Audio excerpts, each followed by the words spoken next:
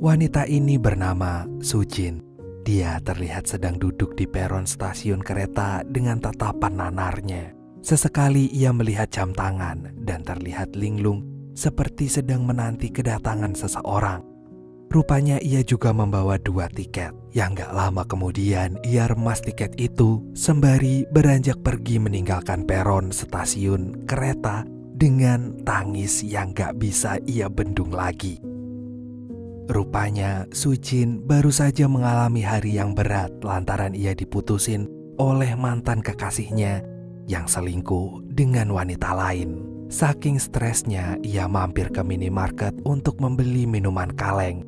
Ketika hendak membayar, tiba-tiba ia pergi begitu saja meninggalkan dompet dan minuman di kasir. Ia baru sadar ketika merasa haus dan memutuskan untuk kembali ke minimarket. Di sana ia bertemu dengan laki-laki yang bernama Chulsu yang terlihat sedang memegang minuman kaleng persis seperti miliknya. Sehingga ia pun menengok ke kasir yang ternyata sudah gak ada minumannya lagi.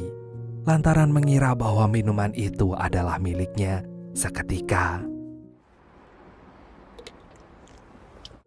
Sujin melampiaskan amarahnya dengan sangat kesal dan pergi seketika itu juga. Sementara Chulsu hanya tersenyum melihat tingkah Sujin yang aneh.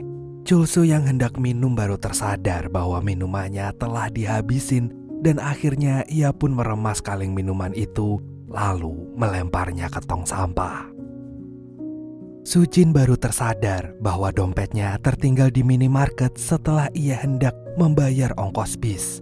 Ketika ia kembali ke minimarket, ia malu bukan kepalang. Lantaran ia juga meninggalkan minuman kalengnya dan telah mempermalukan dirinya sendiri dengan merebut minuman milik orang lain. Di sisi lain ia merasa bersalah pada Chulsu, namun ia gak bisa berbuat apa-apa. Karena gak punya tujuan, ia akhirnya memutuskan untuk kembali ke rumah orang tuanya. Setibanya di rumah, ia disambut dengan hangat oleh ibunya. Namun adiknya malah menakutinya dan meyakinkan bahwa ayahnya akan marah besar. Padahal selama di meja makan, ayahnya hanya terdiam dan gak mengeluarkan sepatah kata pun. Keesokan paginya, Sujin datang ke kantor barunya. Ia bekerja di bagian pembuatan pakaian. Rekan-rekan barunya terlihat gak suka dengan kedatangan Sujin dan nyinyir dari kejauhan. Meski begitu, Sujin tetap yakin bahwa ia bisa bekerja dengan baik. Tiba-tiba seorang wanita yang bernama Anna Jung datang memperkenalkan dirinya. Rupanya ia sudah mengenal Sujin. Namun parahnya ia juga menyindir bahwa Sujin adalah seorang pelakor. Lantaran mantan kekasihnya yang bernama Yungmin ternyata sudah beristri. Rupanya kemarin di stasiun, Sujin menunggu kedatangan Yongmin untuk kabur bersamanya, namun Yongmin lebih memilih istrinya. Hari demi hari ia lalui dengan berusaha melupakan mantan kekasihnya itu. Dan suatu pagi Sujin ikut dengan ayahnya untuk datang ke lokasi proyek.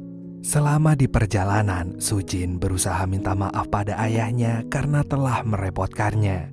Sementara ayahnya gak mempermasalahkan hal itu. Ia justru menasehati Sujin untuk bisa memaafkan masa lalu. Sesampainya di lokasi, Sujin memutuskan untuk tetap berada di mobil karena gak mau terpapar debu.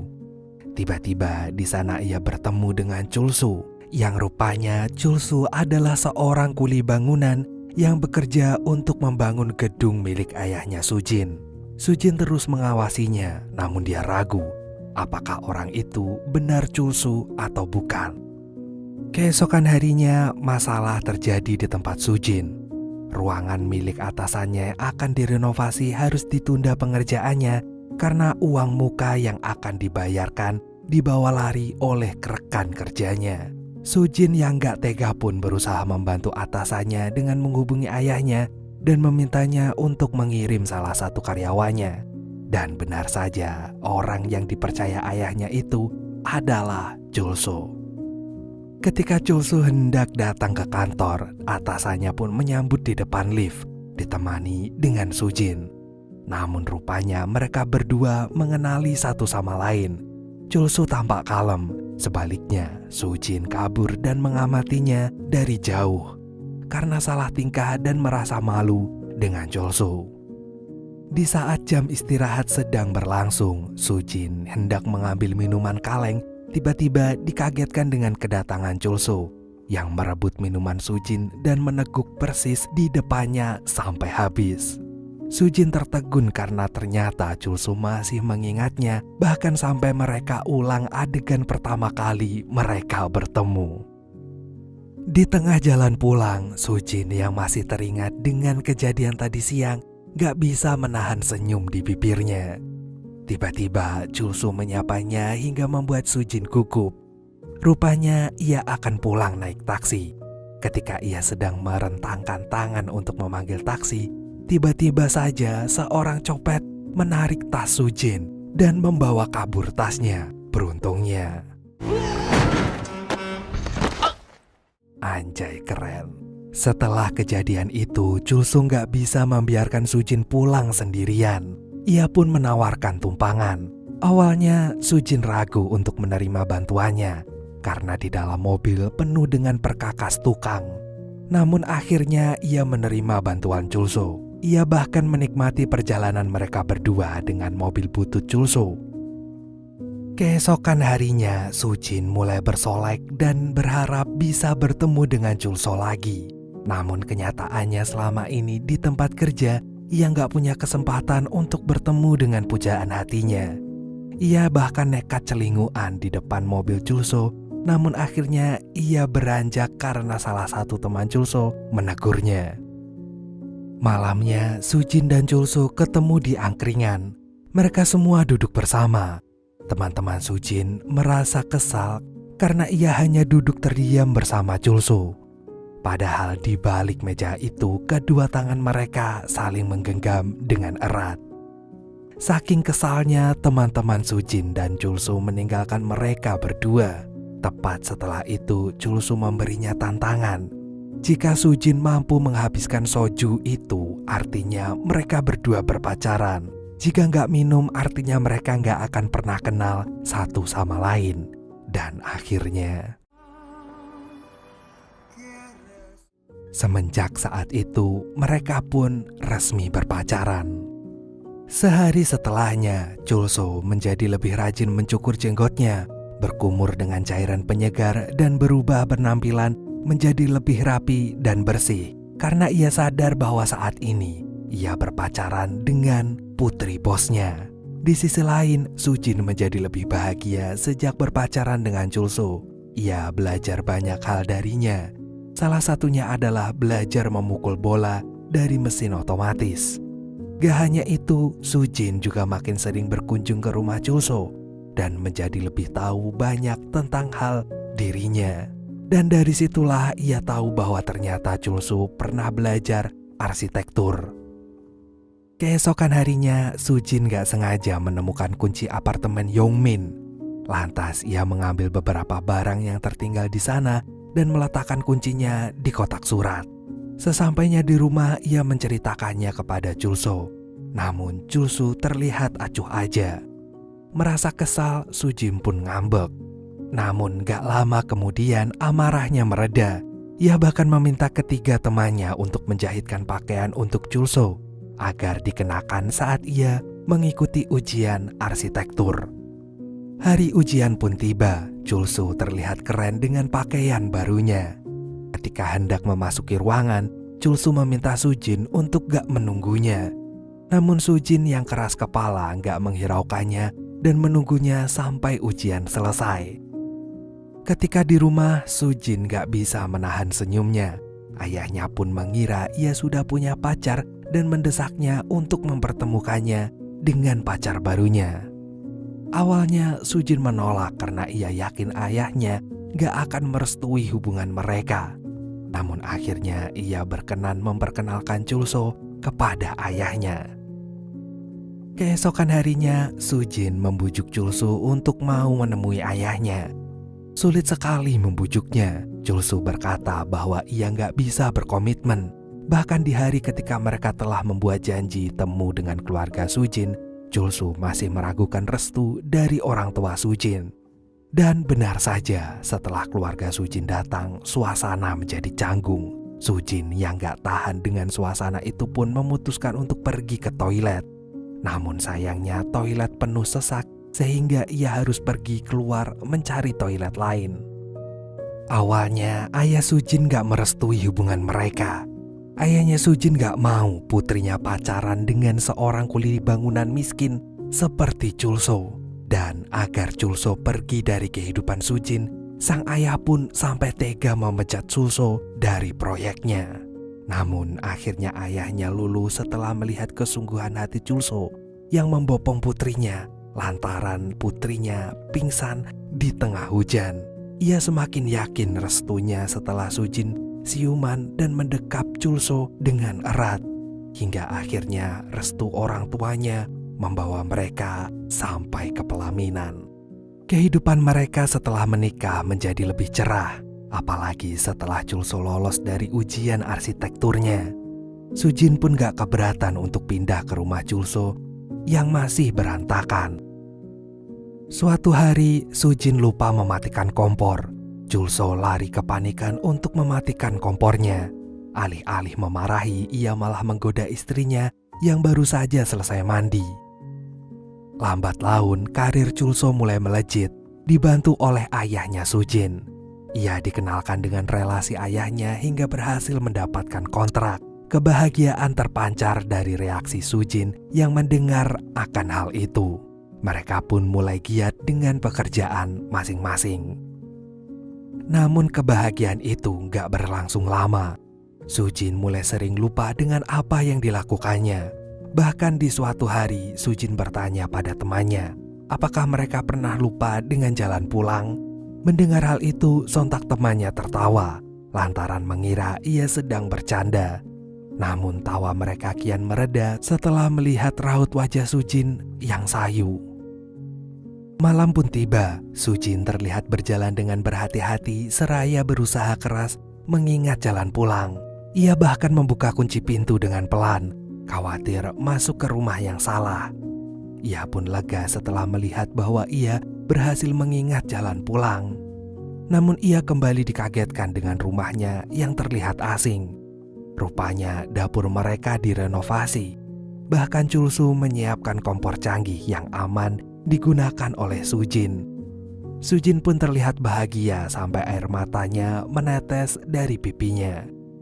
Lantaran khawatir dan penasaran dengan apa yang dialaminya, Sujin pun memutuskan untuk mengunjungi rumah sakit. Di sana ia berkonsultasi dengan seorang dokter yang terlihat aneh dengan penampilannya. Dokter itu menyiapkan alat perekam yang sempat membuat Sujin heran. Namun dokter itu berkata bahwa suatu saat rekaman itu akan berguna untuknya. Dokter itu bersikeras untuk memberikan pertanyaan kepada Sujin.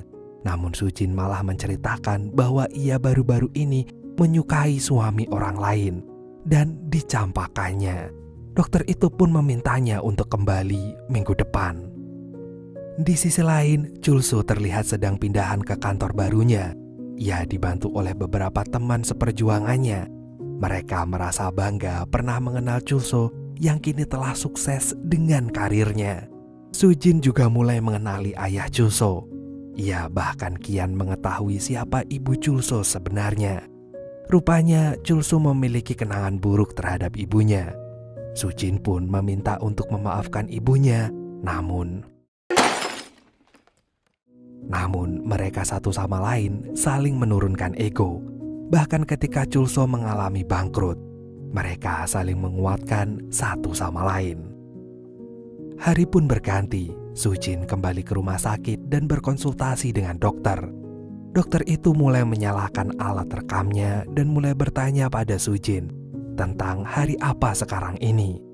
Sujin kesulitan menjawab, hingga akhirnya membuatnya ngeles dan bilang bahwa ia nggak memperhatikan hari. Tepat setelah itu sang dokter menegurnya karena Sujin datang setelah 2 minggu berlalu. Lagi-lagi Sujin kesulitan menjawab ketika ditanya usia adiknya. Kemudian mereka pun menjadwalkan pemeriksaan lebih lanjut untuk Sujin. Sewaktu di kantor, Sujin dikejutkan dengan kedatangan Yongmin yang ternyata kini bekerja di kantor yang sama dengannya, bahkan menjadi atasannya. Namun Sujin menghadapi perasaannya dengan sangat tenang dan berusaha untuk tetap kalem saat Yongmin berusaha membicarakan masa lalu dan merebut hatinya lagi. Namun Sujin enggan membicarakan masa lalu mereka. Malam pun tiba, terlihat Sujin dan Chulso sedang berada di ruang tengah. Tiba-tiba Sujin tampak seperti orang kebingungan. Mulai membuka kulkas, membuka pintu, bahkan ia terkejut sekaligus senang setelah melihat kehadiran suaminya yang selama ini duduk di ruang tengah. Ia bahkan bertanya pada suaminya, siapa yang melumuri kertas dengan lem, padahal ia sendiri yang melakukannya. Chulso tidak menanggapinya, ia justru menanyakan bagaimana hasil pemeriksaannya. Keesokan harinya, Sujin kembali ke rumah sakit dan bertanya bagaimana hasil pemeriksaannya. Dokter itu menjelaskan dengan sangat detail sekaligus rumit, hingga akhirnya membuat Sujin bertanya sebetulnya apa yang sedang ia alami. Dokter itu akhirnya pun berkata bahwa saat ini Sujin telah menderita Alzheimer. Sontak hal itu membuatnya gak percaya, karena ia merasa mustahil bisa menderita penyakit pikun di usianya yang masih sangat muda. Sujin hanya bisa menangis ketika dokter menyarankannya untuk berhenti bekerja, karena cepat atau lambat ia akan kehilangan memorinya. Bahkan untuk mengetik atau menerima telepon saja akan menjadi hal yang sulit untuk dirinya. Malam pun tiba, Sujin pun mengutarakan keinginannya untuk berhenti bekerja dengan alasan ingin fokus dengan rumah tangga mereka dan ingin segera memiliki seorang anak. Chulso yang mendengar hal itu terheran sekaligus senang. Ia pun mulai penasaran dengan apa yang tengah terjadi kepada istrinya itu. Suatu pagi, Sujin membawakan bekal untuk Chulso. Hingga di tempat kerja Chulso, dia digoda oleh rekannya karena jarang-jarang ia dibawakan bekal oleh istrinya. Namun tawa pun pecah setelah melihat 2 kotaknya berisi nasi semua. Di waktu yang bersamaan, Sujin mendapat telepon dari Yongmin yang merasa nggak terima. Ia berhenti dari pekerjaannya dan memintanya untuk bertemu di kantor. Karena nggak ingin terjadi pertengkaran, ia pun memutuskan untuk datang di kantor lamanya. Di tengah perjalanan, Sujin tiba-tiba merasa pusing dan gak sanggup berjalan di antara banyaknya orang yang berlalu lalang. Seketika ia pun menggenggam ponselnya, namun hanya berdiam seolah gak tahu bagaimana cara menggunakannya. Akhirnya ia pun hanya merunduk, gak mampu menahan tangisnya. Di sisi lain, Chulso diam-diam mendatangi dokter Sujin dan gak sanggup menahan amarahnya karena merasa bahwa diagnosa dokter itu salah. Hingga akhirnya dokter itu berkata bahwa jika Chulso gak percaya, ia bisa memeriksakan istrinya ke tempat lain. Ia juga menjelaskan bahwa mendiang istrinya juga mengalami hal yang membuatnya menghabiskan waktu meneliti tentang penyakit ini. Chulso hanya terpaku mendengar hal itu. Di waktu yang bersamaan, seorang polisi datang membantu Sujin yang merunduk gak berdaya. Sujin berjalan sambil memegang lengan polisi itu dengan erat. Polisi itu kebingungan ketika menanyakan kepada Sujin hendak kemana ia pergi. Namun Sujin menjawab tidak tahu akan kemana. Di arah yang berlawanan terlihat Yongmin melihat Sujin yang sontak membuat Yongmin lari ke arahnya. Yongmin bertanya apa yang sedang terjadi pada Sujin. Namun sebelum polisi itu menjawab, Sujin menyambut Yongmin dengan bahagia. Yongmin sendiri kebingungan dengan perilaku Sujin yang aneh. Di waktu yang bersamaan, Chulso mencoba menghubungi Sujin. Namun ternyata yang mengangkat teleponnya adalah orang lain yang gak sengaja menemukan ponsel Sujin tergeletak di jalan. Merasa khawatir, ia pun berlari mencari keberadaan Sujin. Di sisi lain, Sujin yang mulai tersadar tiba-tiba berlari dan memanggil taksi untuk pulang ke rumah tanpa menghiraukan Yongmin sedikit pun. Sementara itu, Chulso masih berusaha mencari keberadaan Sujin dan beberapa kali salah mengira orang di jalan yang menyerupai Sujin. Hingga malam tiba, akhirnya Chulsu menemukan Sujin di lapangan bola pertama kali Sujin belajar memukul bola. Chulsu terlihat tersenyum sambil menahan air matanya. Tepat setelah menyadari kehadiran suaminya, ia meminta untuk mengakhiri hubungan mereka. Namun Chulsu menolak karena nggak ingin meninggalkan Sujin dan berusaha menguatkan satu sama lain. Ia berkata bahwa rela menjadi ingatan bagi istri yang ia cintai. Mulai saat itu, rumah mereka dipenuhi dengan sticky note warna-warni untuk pengingat bagi Sujin. Bahkan Chulsu membuatkan istrinya tanda pengenal untuk berjaga-jaga jika suatu saat istrinya tersesat. Di pagi itu, Sujin mengingatkan suaminya untuk pulang lebih awal karena ia akan membuat pesta ulang tahun untuk ibunya dan berencana mengundang seluruh keluarga. Chulsu yang mendengar itu terlihat bahagia sembari khawatir karena gak tega meninggalkan istrinya mempersiapkan segala sesuatu sendirian di rumah. Di sore hari, tiba-tiba Yongmin datang ke rumah Sujin untuk mengembalikan barang-barang Sujin yang tertinggal di kantor. Sujin yang tengah memasak pun terlihat heran dan seketika menyambutnya dengan hangat. Bahkan ia meminta Yongmin untuk segera mandi untuk makan bersama. Yongmin pun terheran-heran dengan tingkah Sujin dan berusaha menyadarkannya. Namun Sujin merengek karena mengira Yongmin akan meninggalkannya. Ya, Sujin terjebak dalam ingatannya 2 tahun lalu. Tiba-tiba Chulsu datang dan terbakar api cemburu lantaran istrinya bersama dengan seorang pria lain yang dahulu telah mencampakkan istrinya. Namun Sujin justru berlindung di balik Yongmin hingga akhirnya Chulsu menghajar Yongmin hingga babak belur. Chulsu gak bisa menahan amarahnya hingga hampir menewaskan Yongmin. Sedangkan dalam pandangan Sujin, ia melihat Yongmin sebagai Chulsu hingga akhirnya membuatnya jatuh pingsan. Chulsu pun menghentikan pukulannya setelah melihat seluruh keluarganya datang ke rumah. Seusai perkelahian itu, Yongmin dirawat oleh ibu Chulsu sedangkan Chulsu menceritakan penyakit yang tengah diderita oleh Sujin. Di tengah perbincangan mereka, Sujin yang telah siuman tiba-tiba membuka pintu dan gak sadar air kencing mengalir begitu saja. Sontak hal itu membuat Chulsu berlari menghampirinya sambil menutup pintu sedangkan ibunya menangis histeris. Keesokan paginya, Chulsu mencoba untuk membangkitkan semangat hidup Sujin dengan menunjukkannya miniatur calon rumah mereka dan meminta Sujin untuk mengkoreksinya. Sujin seketika meminta jendela yang lebih besar agar bisa mendapatkan sinar matahari yang cukup. Ketika hendak berangkat kerja, Chulsu mengatakan bahwa ia sangat mencintai Sujin. Namun Sujin yang ingatannya kian memburuk, Sujin mengatakan cinta untuk Yongmin. Chulsu sedih bukan kepalang karena kini istrinya gak bisa mengenalinya. Ia bahkan memanggil nama mantan kekasihnya itu. Ia pun menceritakan keluh kesahnya kepada sang dokter. Ia bingung dengan siapa yang dicintai istrinya. Sedangkan sang dokter memintanya untuk bersabar karena ingatannya yang baru akan lebih mudah hilang ketimbang ingatannya di masa lampau. Di tempat kerja, Chulsu meminta kepada seluruh pekerjanya untuk merubah ukuran jendela agar lebih besar. Mereka menolak permintaan Chulsu. Dengan begitu, mereka harus merubah seluruh tatanan yang telah disusun. Chulsu yang bersikeras pun bertingkah aneh dengan tatapan kosongnya.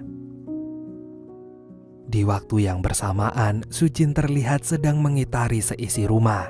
Ia nggak sengaja melihat foto-fotonya bersama Chulsu yang seketika membuatnya teringat dan merasa bersalah karena telah salah memanggil nama suaminya. Sementara itu, Sujin menuliskan surat perpisahan untuk Chulsu.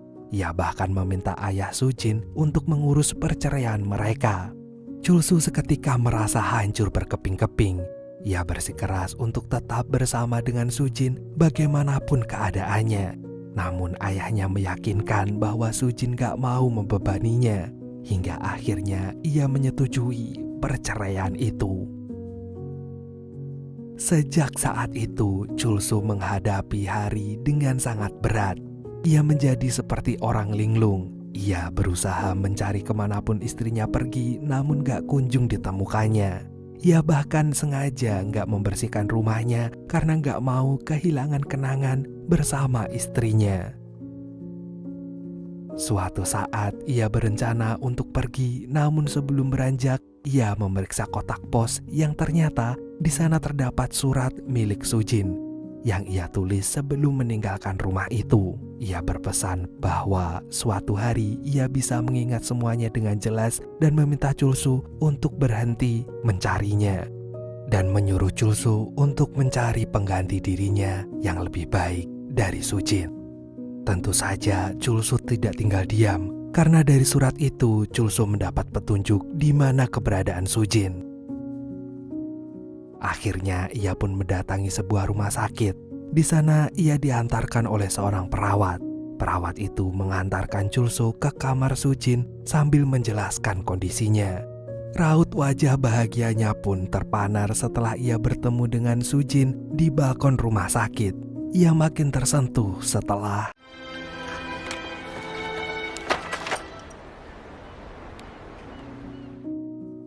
Sujin pun buru-buru berterima kasih pada Chulsu, seolah seperti baru saja mengenalnya. Ia pun bertanya apakah mereka saling mengenal. Chulsu yang gak bisa berkata-kata pun hanya mengucap salam perkenalan. Gak lama kemudian mereka makan siang bersama. Tiba-tiba Sujin mencoba menghela aroma parfum yang dikenakan oleh Chulsu. Chulsu pun mulai berharap ia dapat mengingat aroma itu. Namun lagi-lagi harapannya hilang setelah menyadari bahwa Sujin sudah gak mengenali aroma itu sama sekali. Chulsu yang gak mampu membendung air matanya pun terpaksa harus menutupinya dengan kacamata hitam. Tepat setelah itu ia bertanya kepada seorang perawat, apakah Sujin boleh diajak jalan-jalan? Dan ternyata ia dibolehkan. Di tengah perjalanan, Sujin tampak penasaran dengan minimarket di seberang jalan. Lalu ia meminta sang perawat untuk membiarkannya mampir ke minimarket itu. Terlihat Chulsu yang telah menantinya seraya membawakan minuman kaleng. Kemudian Sujin mengambilnya dan masuk ke dalam dengan perlahan. Di sana ia juga melihat dokter yang berpakaian seperti penjaga toko, ayah Chulsu yang berdandan seperti cleaning service, dan keluarganya yang menanti kedatangan Sujin. Chulsu sengaja ingin membangun kenangan di mana pertama kali ia bertemu dengan Sujin. Sujin yang bahagia pun hampir mengira ia sedang berada di surga. Chulsu hanya bisa menangis bahagia karena Sujin mampu mengingat semuanya. Tepat setelah itu, Chulsu pun ngajak Sujin untuk bepergian naik mobil bututnya untuk menghabiskan waktu bersama. Sujin tampak bahagia, begitu juga dengan Chulsu. Ia pun mengucapkan bahwa ia mencintai Sujin